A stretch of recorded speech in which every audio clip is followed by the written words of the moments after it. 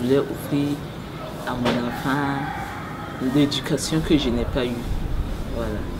Je pense que c'est ça qui m'a donné la force et aussi à un moment donné de ma vie, j'avais le choix entre remettre l'enfant dans sa famille paternelle, parce que ici l'enfant revient à la famille paternelle. J'avais le choix entre donner l'enfant à sa famille paternelle et l'abandonner, ou me prostituer pour le nourrir ou travailler pour le nourrir. J'avais le choix entre les trois.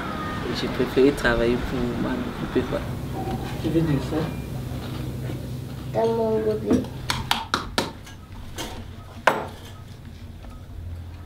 Je sais d'aller à l'école. Cet après-midi, tu vas te reposer, d'accord? Il est quelle heure? Pour partir. Vu que je tiens à l'éducation de mon enfant, ça m'a vraiment beaucoup aidé à avoir une personnalité, à agir comme je l'entends, et non pas agir pour faire plaisir à mon entourage.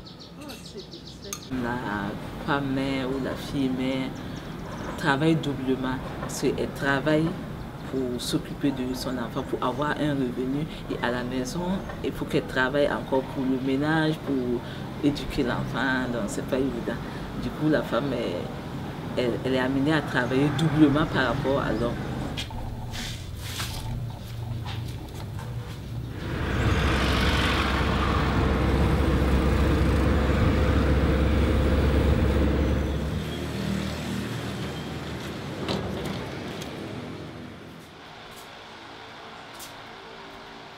Travailler pour moi, c'est une forme de s'affirmer qui permet aussi à sa famille de me respecter. Parce que si je ne travaillais pas, ma famille n'allait jamais me respecter.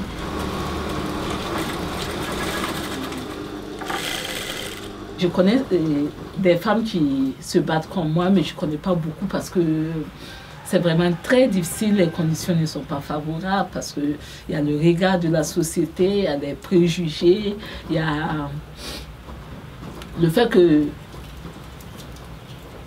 tu es mise à part et tu es désavantagée du fait qu'on est femme. Dans les mentalités ici, la femme c'est l'être faible, donc on peut abuser d'elle comme on veut.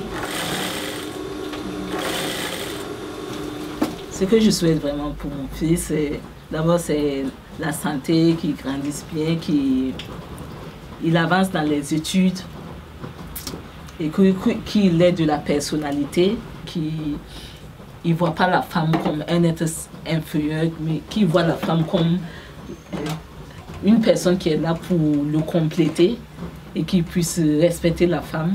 Parce que je pense que la femme, elle a droit au respect comme l'homme. Oui. Farafina itama korone jugu kana balanga wilila. Farafina itama korone faren jugu kana balanga wilila. Antama kolonde jugu kana balanga wilila. Antama kolonde faren jugu kana balanga wilila. Il y a 3 freins à l'émancipation des femmes en Afrique. 3 obstacles importants. Des mentalités défavorables aux femmes, la déscolarisation des jeunes filles, et le manque d'accès à un métier rémunéré. Pour comprendre cela, nous partons rencontrer des hommes et des femmes au Burkina Faso et au Bénin.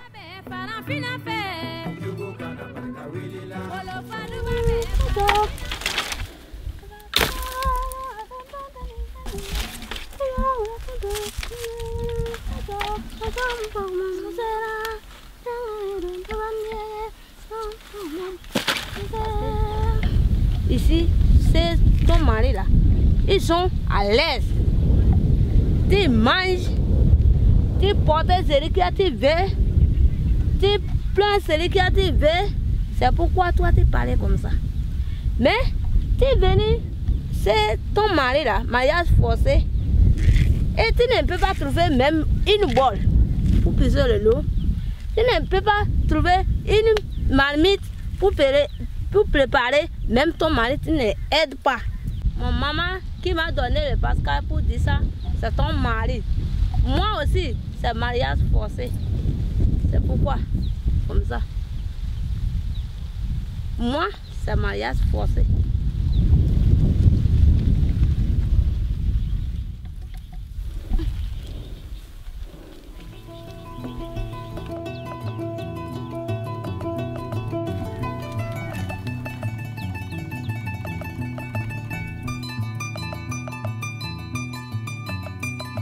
ici en Afrique, nous on sait que c'est l'homme qui est chef.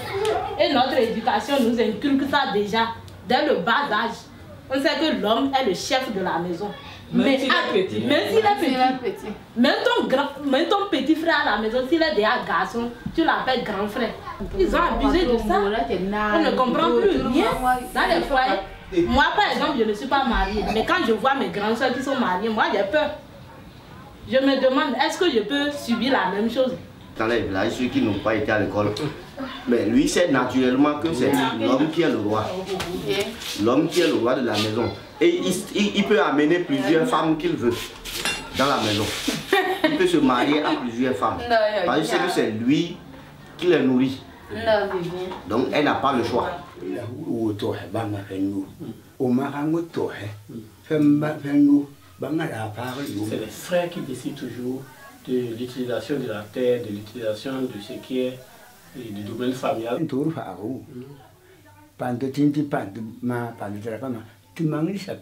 En fait, pour lui, la femme, elle est étrangère. Elle n'a pas vraiment de pouvoir étendu sur certaines choses qui est fondamentales, la terre, la vie. Donc, pour lui, c'est que la femme reste une personne qui est venue et qui doit repartir chez elle. Quand elle décède, il faut la ramener chez elle parce qu'elle est sur des terres qui ne lui appartiennent pas. Farafina itama korone ejugu kana balanga wilila. Farafina itama korone farenjugu kana balanga wilila. Si elle se lève le matin, elle barre, elle lave les boîtes, elle lave les marmites.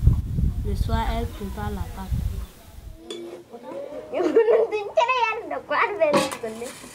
Elle ne va pas à l'école parce que ses parents n'avaient pas de l'argent pour payer les cahiers.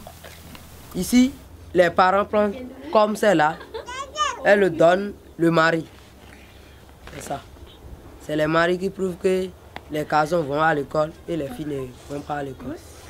Les petits comme ça, ils ont se marier. Lui, moi, elle, lui, nous tous on va à l'école, sauf elle. Mais maintenant, elle est en train de regretter. À la campagne, plus que dans les villes, les filles vont moins à l'école que les garçons. Les parents manquent d'argent et d'intérêt pour que leurs filles aillent en classe. Car très jeunes, elles sont données en mariage. Elles sont donc amenées à rejoindre une autre famille. Il y a aussi les grossesses précoces qui poussent les jeunes filles à quitter les bancs de l'école et à ne pas poursuivre leurs études.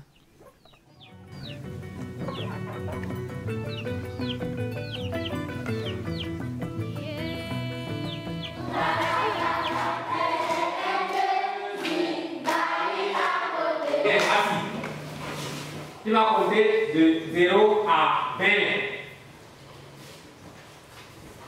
Oui, Naka. 1, 0, 1, 2, 3, 4, 5, 6, 7, 8, 9, 10. Debout. Ici à l'école de chant. Chacun dit de sauter. Chacun dit de danser. Chacun dit de balancer.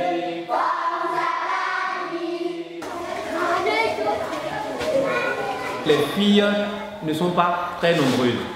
Et elles ne sont pas très nombreuses parce que il y a une part de négligence de la part du côté parent qui préfèrent envoyer les enfants vers le champ ou bien encore les faire marier un peu plus tôt parce que lorsque les filles viennent à l'école, ils ne trouvent pas une importance, ils n'ont pas un objectif visé. Donc ils se disent que bon, lorsque la fille est mature, elle est prête à être mariée à quelqu'un, bon, les parents les prennent et ils leur donnent en mariage. Donc les filles sont mariées un peu précocement. Je suis en formation. Depuis 7 ans, moi, été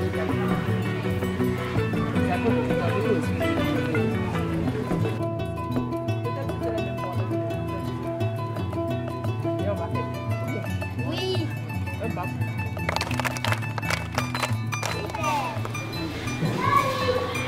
Oui, oui, moi je vais à l'école depuis l'âge de 3 ans. J'aime remercier mes parents de m'avoir inscrit à l'école. Je trouve que les filles qui ne vont pas à l'école, elles sont vraiment très malheureuses. Parce qu'il y en a qui ont vraiment envie d'aller à l'école, mais leurs parents leur interdisent d'aller à l'école. Sous prétexte que le fait de les envoyer à l'école serait un gaspillage. Grâce à l'école, j'ai su que j'ai des droits, des devoirs aussi. Donc par mes droits, je pourrais me défendre. Je pourrais savoir que je dois choisir mon mari moi-même. Île de Paix construit des écoles de façon rapprochée pour faciliter l'accès à l'éducation aux garçons et aux filles. La construction des écoles et la sensibilisation des parents par Île de Paix permet à davantage de jeunes filles d'aller à l'école.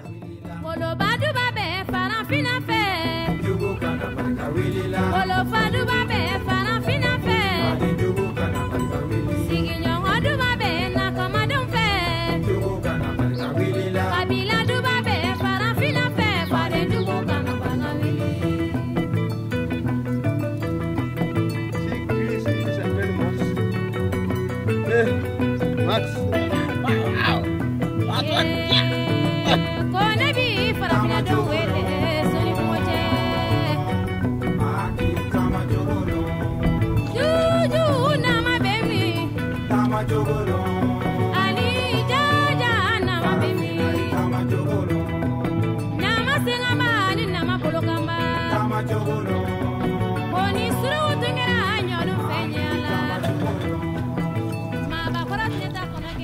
En zone rurale, les femmes s'occupent des tâches domestiques. Elles vont chercher l'eau, le bois, préparent à manger et travaillent au champ avec leur mari. De temps à autre, elles partent en ville pour vendre les récoltes au marché. Si elles en ont encore le temps, elles peuvent mener des activités professionnelles. L'argent qu'elles gagnent pourrait leur servir à la scolarité et à la santé des enfants. Malheureusement, ce sont des petites sommes qui ne leur permettent pas d'être autonomes.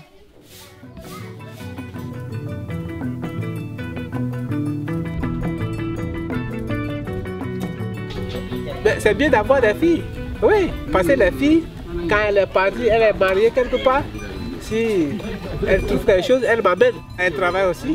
Par exemple, celle là maintenant, elle va au champ, on travaille ensemble. Et puis elle vient, elle prépare, elle cherche de l'eau, elle fait tout. Mais les hommes, quand ils vont au champ, là, les petits garçons, là, ils vont au champ, là, ils reviennent, ils dorment.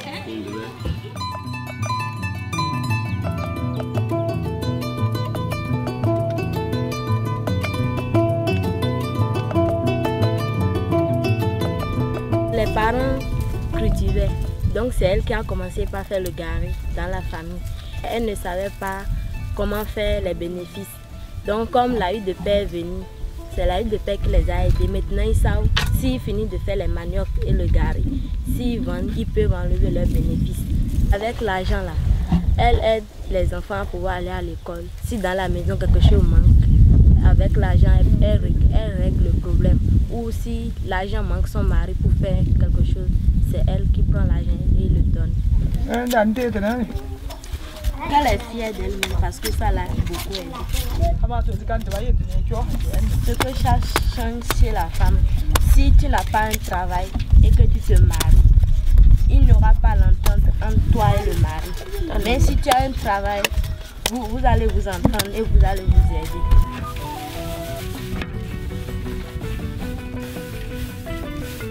Une solution est d'offrir des formations professionnelles pour les femmes. Île de Paix propose alors de former les mères de famille dans la culture de riz, de manioc, de maïs ou de légumes. Cela apporte un revenu aux familles et valorise les femmes. C'est le cas de Léa qui a reçu cette formation. Elle vend son manioc au marché.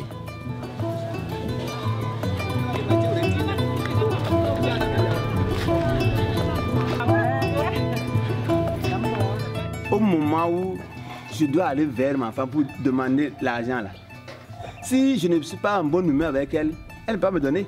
Donc ça veut dire je vais m'arranger de telle sorte que je ne peux pas me bagarrer avec elle pour qu'elle puisse me donner l'argent de moi donner. Nous avons vu que les femmes vivent dans des conditions difficiles, car elles sont considérées comme étant inférieures aux hommes. L'accès à l'éducation et à un revenu sont importants pour accéder à une plus grande autonomie. Elles en retirent de la fierté personnelle et elles suscitent le respect des hommes. Île de Paix, comme d'autres associations, mène des actions en ce sens, sans oublier la sensibilisation de la population.